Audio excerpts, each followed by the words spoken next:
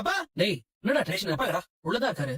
அப்பா அப்பா கொஞ்சம் வாப்பா வாப்பா வாப்பா வந்து உட்காருப்பா. ஏன் ஒரு மாதிரியா இருக்க? அப்பா நான் இப்ப சொல்ல போற விஷயத்தை கேட்டு டென்ஷன் ஆகுதுப்பா. கொஞ்சம் நிதானமாவே கேளுப்பா. ஏங்க திடீர்னு வந்து இவன் என்னென்னமோ சொல்லிட்டு இருக்கான். அப்படி என்னதான் அவன் சொல்ல போறான்? அத்தை, அது தெரிஞ்சா எல்லாருக்குமே டென்ஷன் தான் ஆகும். அதான் இந்த வீட்டுல ஒருத்தி எல்லாருக்கும் பெருசா அதிர்ச்சி கொடுத்துட்டு போயிட்டாலே. இதுக்கு மேல என்ன அதிர்ச்சி கொடுக்க முடியும்? இப்ப நாங்க சொல்ல போறதும் ரோஹிணியை பத்தி தான் அத்தை. ஏன் திருப்பி புதுசா ஏதாவது பண்ணிட்டாங்களா? அந்த பார்லர் மாமல நான் போலீஸ்ல கம்ப்ளைண்ட் கொடுத்து ஜெயிலுக்கு போட போறேன். முதல்ல அதை செய்டா. நீ சொல்ற மாதிரி அவன் ஜெயிலுக்கு போனா முதல்ல சந்தோஷப்படுற ஆளு நானா தான் இருப்பேன். முத்து, முதல்ல புரியுற மாதிரி என்ன விஷயம்னு நீ சொல்றியா? ஒரு தடவை என் கார் பிரேக் வயர் கட் ஆகி நான் பெரிய ஆக்சிடென்ட் தப்பிச்சேன். உங்களுக்கு ஞாபகம் இருக்காப்பா? எதை வச்சு பேசுமா அந்த பேசிக்கிறேன். வண்டியை ஓட்ட விட மாட்டேன். சார் நான் எதுவும் தப்பு பண்ணலன்னு சொல்றேன் சார். சார் சார் சார் நான் எதுவும் பண்ணல சார். ஏறா. ஆமா, அந்த வயரை கட் பண்ணி விட்டது சிட்டி தான்ப்பா. அப்ப அவன் தான் உன்னை கொல்ல பார்த்தானா? அது பெரிய விஷயம் இல்லப்பா. அவன் எனக்கு எதிரி. அவன் என்ன கொல்ல நினைச்சு பிளான் போட்டு பண்றது ஒண்ணு புதுசு இல்ல. ஆனா அன்னைக்கு நம்ம வீட்ல இருந்து யாரோ சாவி எடுத்து கொடுத்துருக்காங்க நான் சொன்னேன்லப்பா. ஆமா, அது அந்த பார்லர் தான்ப்பா. பார்லர் சிட்டி கூட சேர்ந்து என்ன போட்டு தட்டுறதுக்கு பிளான் பண்ணிருக்குதுப்பா. என்னால நம்பவே முடியலையடா. கல்யாணமானதை மறைச்சதுக்கு கூட ஒரு காரணம் வச்சிருக்கா. இப்படி எல்லாமா பண்ணுவாங்க? பண்ணிருக்கா மாமா. இவர் உயிரை எடுக்க பாத்திருக்கா. இந்த விஷயம் எப்ப உனக்கு தெரிஞ்சது? சிட்டியோட ஆள் ஒருத்தர் சட்டையோட சொல்லிருக்காண்டா.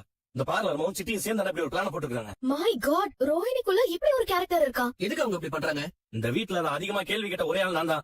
என்னால மாட்டிப்போமே இப்படி ஒரு பிளான் போட்டுருக்குது. மாமா, அந்த ஆக்சிடென்ட்ல இவருக்கு எதுவும் ஆகல. அப்படி ஏதாவது ஆயிருந்தா என்ன ஆகுறது மாமா? இவ்வளவு இறக்கம் இல்லாதவளா இருந்திருக்கால அவ. பாத்தியாமா என்ன நான் பண்ணிருக்காவ? கூட வாழ்ந்தவ எப்படிப்பட்டவன் தெரியாம நான் வாழ்ந்திருக்கமா? அந்த அளவுக்கு ஒரு நாடகக்காரியா இருந்திருக்காடா அவ. ஆளுங்களையே கொல்ற அளவுக்கு போயிருக்கா. அவ கூட நீ வாழ்ந்தது நினைச்சா எனக்கு பயமா இருக்குடா. நம்ம எல்லாம் தூங்கும் போது கல்ல தூக்கி போட்டு கொல்ல கூட அவ தயங்க மாட்டா. நல்ல வேளை அவளை பத்தி உண்மை வெளியே வந்துச்சு. இதுக்கு மேல அந்த பார்லர் சும்மா விட கூடாதுப்பா. அந்த சிட்டியை நாலு போட்டு போலீஸ் ஸ்டேஷன் கூட்டு போய் நடந்ததெல்லாம் சொல்ல வச்சா பார்லர் தூக்கி உள்ள வச்சிடலாம்ப்பா. ஆமா மாமா, இவரோட உயிருக்கே ஆபத்து வர அளவுக்கு அந்த ரோஹிணி பண்ணிருக்கா. இவர் சொல்ற மாதிரி அவளை கண்டிப்பா ஜெயிலுக்கு அனுப்பணும். இது எதுக்கு கேட்டுக்கிட்டே இருக்கீங்க? வேலையை அவளை உள்ள தள்ளணும். அப்பதான் என் பிள்ளையோட வாழ்க்கையாவது சந்தோஷமா இருக்கும். நீ சொல்லுப்பா, என்னப்பா பண்ணலாம்? வேணாம், ஒண்ணும் படாத. என்னப்பா சொல்ற? ஏன் மாமா வேண்டான்னு சொல்றீங்க? நான் நல்லா யோசிச்சுதான் சொல்றேன். ஏங்க எதுக்குங்க வேணாம்னு சொல்றீங்க? அந்த கொலைகாரி நம்ம முத்த கொல்ற அளவுக்கு போயிருக்கா. அவளை சும்மா விடணுங்கிறீங்களா? அது இப்படியே விட்டா அவன் நாளைக்கு மனோஜ் ஏதாவது செஞ்சாலும் செய்வா. அவளை ஜெயில தான் போடணும். அவ எனக்கு பண்ண துரோகத்துக்கு ஜெயிலுக்கு தான் போகணும். உனக்கு மட்டுமா? இந்த குடும்பத்துக்கு சேர்த்துதான் அவ துரோகம் பண்ணிருக்கா. அவளை ஜெயிலுக்கு அனுப்புறதுதான் சரி. அப்பா, அவங்க முத்து உயிர் விஷயத்துல விளையாடிருக்காங்கப்பா. இது எப்படிப்பா நம்ம மன்னிக்க முடியும்? வெரி டேஞ்சரஸ் லேடி அவங்க. யாரும் நினைச்சு பார்க்க முடியாத வேலையை பண்ணிருக்காங்க. முத்தனே, வாடா முருகா. வாங்க வித்யா. வாமா, நல்லவளே. அந்த ஏமாத்துக்காரியோட சேர்ந்து நீ எங்களை ஏமாத்திருக்கல. வித்யா, ரோஹிணி நான் லவ் பண்ற டைம்ல உனக்கு உண்மை எல்லாம் தெரியும்ல. நீயாவது சொல்லிருக்கலாம்ல. அவங்க ஃப்ரெண்டுங்கிறதுனால என் லைஃப் எப்படி பண்ணாலும் பரவாயில்ல நினைச்சிட்டல. சாரி மனோஜ், நான் உண்மையை சொல்லிருக்கணும். ஆனா ரோஹிணி என் ஃப்ரெண்டா போயிட்டா. எத்தனையோ தடவை நான் வீட்டுல உண்மையை சொல்லிடேன்னு சொன்னேன். ஆனா அவ கேட்கவே இல்ல. சரி விடுங்க, அது முடிஞ்சு போன விஷயம். முருகா வாடா உட்கார். மனோஜ் உருளா உட்காரா. என்னடா திடீர்னு வந்திருக்க? உங்ககிட்ட ஒரு விஷயம் சொல்லணும்னே. இல்லனே, தனியா பேசணும். எதை பத்தி பேச போற? அது வந்து பரவாயில்ல, நான் சொல்லு, ஒண்ணும் பிரச்சனை இல்ல. அது இல்லனே, நான் பேச போறது இந்த வீட்டு மருமக ரோகிணிய பத்தி தான். அதான் கொஞ்சம் தனியா. இத பாருப்பா, அவ ஒண்ணு இந்த வீட்டுக்கு மருமகள் எல்லாம் இல்ல. என் குடும்ப மானத்தையே வாங்கிட்டு போயிட்டாங்க. முருகா, நீ பார்லர் பத்தி சொல்லணும்னா இங்கேயே சொல்லு. அத பத்தி இங்க இருக்கிற எல்லாருக்கும் தெரியும். ரோகிணி நிறைய தப்பான விஷயம் பண்ணிருக்காங்கன்னு இப்பதான் வித்யா என்கிட்ட எல்லாத்தையும் சொன்னா. மேற்கொண்டு அவங்க கிட்ட நீங்க உஷாரா இருக்கணும். அதான் சொல்ல வந்தேன். என்ன முருகா சொல்ற? அது இன்னும் நிறைய பண்ணிருக்கா? ஆமாண்ணே. வித்யா, நீயே சொல்லு. ரோஹிணி அவளை பத்தின உண்மை வெளியே தெரியக்கூடாதுங்கிறதுக்காக அதை மறைக்கிறதுக்கு உங்ககிட்ட நிறைய போய் சொல்லிருக்கா. நிறைய தப்பும் பண்ணிருக்கா. அப்படி அவ என்னமா பண்ணிட்டா? சொல்றேன் அங்கிள். ஒரு நாள் முத்துவோட போன் காணாம போச்சுல, அது திருடினதே ரோஹிணி தான்.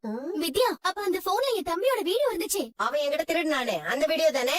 அந்த வீடியோவை வெளியிடுறதுக்காக தான் முத்துவோட போன் எடுத்து சிட்டிக்கிட்ட அவ கொடுத்தா. அன்னைக்கே நினைச்சு இது அதோட வேலை தான். நான் உன்கிட்ட வந்து கேட்டல, நீ மனசுல இதுக்கே எப்படி கோபப்படுறீங்கண்ணே? இன்னும் நிறைய இருக்கு. வித்யா சொல்லு. உங்க வீட்டுக்கு வெளிய மீனா ஒரு பூக்கடை போட்டிருந்தாங்கல்ல, அந்த பூக்கடைய தூக்க சொன்னதே ரோஹிணி தான். ஐயோ, நாம சொல்லிதானே அவ அதை செஞ்சா. நம்ம பேர் வந்துட போகுது. அந்த கடை போனது ஒண்ணும் பெரிய விஷயம் இல்ல. ஆனா இதையும் அவதான் பண்ணாளா? அப்புறம் மீனாவோட அம்மா கோவில் வாசல்ல போட்டிருந்த பூக்கடையும் மீனா அப்பாவோட கரும்பு மிஷினையும் கார்பரேஷன் ஆளுங்களை வச்சு தூக்க சொன்னதே ரோஹிணி தான்.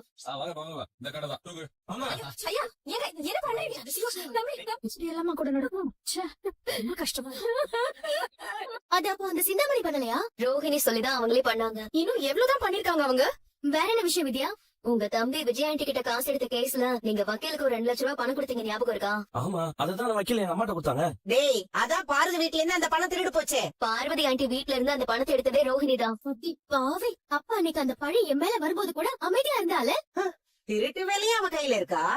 இது எல்லாத்துக்கும் மேல மனோஜ் கடையில இருந்து பணத்தை எடுத்ததும் ரோஹிணி தான். அப்போ என் கடையில வேலை செஞ்ச அந்த ராஜாராணி திருடலையா? இல்லங்க, ரோஹிணி தான் அவளோட ஒரு தேவைக்காக அந்த பணத்தை திருடினா. ஐயோ கடவுளே, எனக்கு தலையே சுத்துது. அந்த கேடு கட்டவன் இவ்வளவு கேவலமான வேலையெல்லாம் பாத்திருக்கா.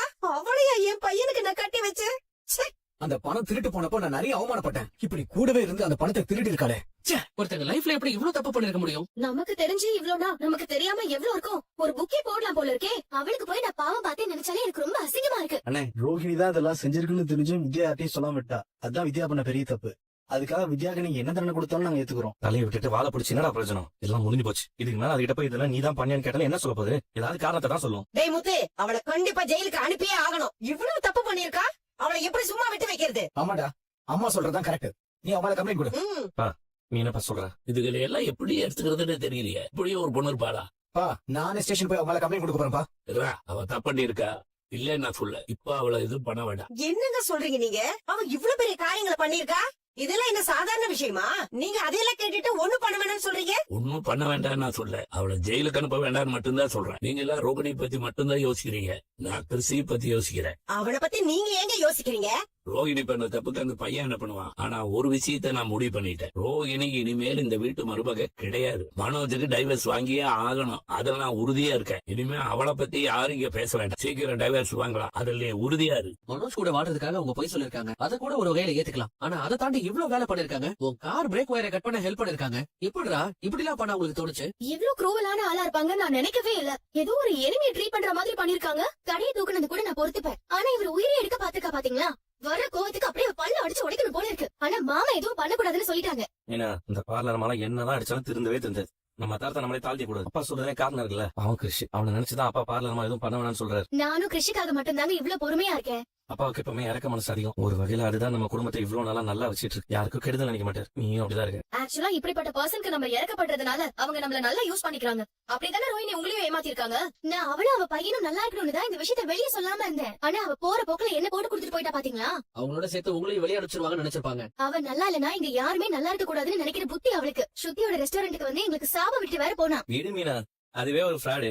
அது சாவ விட்டு என்ன பழிக்கவா போகுது? ஆனா ஒண்ணு, நான் மட்டும் அவளை எங்கேயாவது வெளியே பார்த்தேன் கண்டிப்பா 2 அரை விடுவேன். அப்பதான் என் மனசு ஆறுங்க. மீனா அப்படிலாம் எதுவும் பண்ணிட்டு இருக்காத. அப்புறம் அப்பா பேச்ச நம்ம மீறின மாதிரி ஆயிடும்ல. மீனா, அவங்கள நீங்க அடிக்கிறதெல்லாம் உங்களுக்கு பெருசாவே இருக்காது. அதெல்லாம் கண்டுக்காம போயிட்டே இருப்பாங்க. அவளெல்லாம் என்னால மன்னிக்கவே முடியாது ஸ்ருதி. எனக்கு அவ செஞ்சதை கூட நான் விட்டுருவேன். ஆனா இவரோட உயிர் எடுக்க பார்த்தா பாத்தீங்களா? அவ்வளவு கல் மனசு அவளுக்கு. எங்க கடையும் எடுக்க வச்சிருக்கா. எங்க அம்மா எவ்வளவு கஷ்டப்பட்டாங்க தெரியுமா? அவங்க 2 நாள் சாப்பிட கூட இல்ல. பேசாம ஒண்ணு பண்ணுவோமா? ரோஹிணி போட்டோவை சோசியல் மீடியால போட்டு அவங்க யாரு என்னென்ன பண்ணிருக்காங்க எப்படிப்பட்டவங்கன்னு ஒரு போஸ்ட் போட்டுடலாமா? ஆமா, இப்ப இதெல்லாம் ஒரு ட்ரெண்டாவே ஆயி போயிடுச்சு. சொந்த விஷயத்த ஊருக்கே சொல்லி காட்டணுமா? அப்படி போட்டா நம்ம ஃபேமிலிக்கு தான் கெட்ட பேரு. அப்படிலாம் எதுவும் பண்ணிடாத. ரவி சொல்றது கரெக்ட் தான் பழகுறல. நம்ம வீட்டு விஷயம் நம்ம வீட்டோட தான் இருக்கணும். ஆனா ஒண்ணு, பார்லர் நம்ம பண்ணதெல்லாம் நமக்கு தெரிஞ்சிருச்சுன்னு அதுக்கு தெரியணும். அந்த மாதிரி தான் நம்ம பண்ணணும். அவங்க கிட்ட போன் பண்ணி சொல்லிடலாமா? போன் பண்ணா அம்மா நம்மள தான் திட்டுவாங்க. நம்ம பண்ண விஷயம் எல்லாம் தெரிஞ்சும் நம்மள எதுவுமே பண்ணலைன்னா அது யோசிக்கணும். நம்மள ஏதாவது பண்ணிடுவாங்களோன்னு தினம் அது பயப்படணும். அதுதான் பார்லர் நம்ம கொடுக்குற தண்டனையா இருக்கும். அவங்கள நம்ம ஏதாவது பனிஷ் பண்றதை விட நம்ம அவங்கள ஏதாவது பண்ணிடுவோமோன்னு டெய்லி நினைச்சு பயப்படுவாங்க பாரு. அதுவே அவங்களுக்கு பெரிய தண்டனை தான். நமக்கு தெரியுங்கிறத அதுக்கு எப்படியா முதல்ல தெரிய வைக்கணும். எது செஞ்சாலும் மாமா நம்ம மேல கோவப்படாத மாதிரி செய்யணுங்க. நான் சரிதான் யோசிப்போம். வணக்கம். வணக்கம். யாரு? என் பேர் விஜயா. வக்கீல் கிருஷ்ணராம பாக்கணும். கொஞ்சம் வெயிட் பண்ணுங்க. S, thank you. அப்சல்யூட்லி. விஜயால ஒருத்தங்க பாக்க வந்திருக்காங்க. ஓகே, உங்க ஃப்ரீடம நான் உங்களுக்கு வாங்கி கொடுத்துறேன். யூசுவலா ரொம்ப மாசம் இழுத்தடிக்க வேண்டிய கேஸ் 6 மாசத்துலயே முடிஞ்சிருச்சு. மேம் வாங்க. தேங்க்யூ.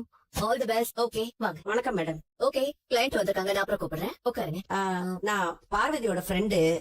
பார்வதி போன் பண்ணாங்க. உங்க கேஸ் ஹிஸ்டரிய பத்தி கம்ப்ளீட்டா சொல்லிட்டாங்க. இவதான் உங்க சன்னா? ஆமாங்க.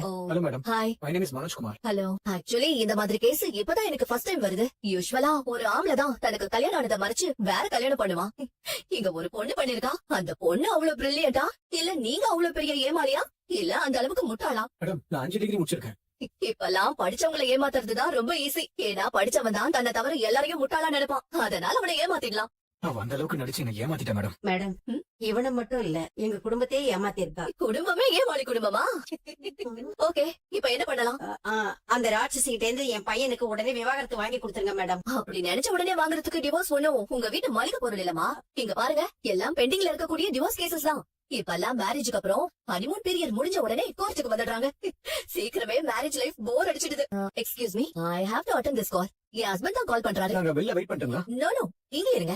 சொல்லுப்பா. கிட்டுமா, வீட்டுல பவர் கட் ஆயிருக்குமா? என்னன்னு பாக்கலான்னு வந்தேன். ஆமாப்பா, என் ஃப்ரெண்ட் இருக்கால. உனக்கு தான் நிறைய ஃப்ரெண்டுங்க இருக்காங்களேமா. சுபத்ராப்பா. ஓ, டாக்டர் ஒய்ஃபா? அவளேதான். நைட்டு டின்னருக்கு வரேன்னு சொல்லிருக்கா. ஓ, கெட் டுகெதரா? அதெல்லாம் இல்லப்பா, ஏதோ பேசணும்னு சொன்னா. நீ அவளுக்கு சப்பாத்தியும் வெஜிடபிள் குருமாவும் பண்ணிட. சரிமா கிட்டு. உனக்கு என்ன வேணும்? நீ எது பண்ணாலும் நல்லாதான் இருக்கும். உனக்கு என்ன சாப்பிடணும்னு தோணுதோ அதை சொல்லுமா. எனக்கு இட்லியும் தக்காளி சட்னியும் மட்டும் வச்சிடு போதும்.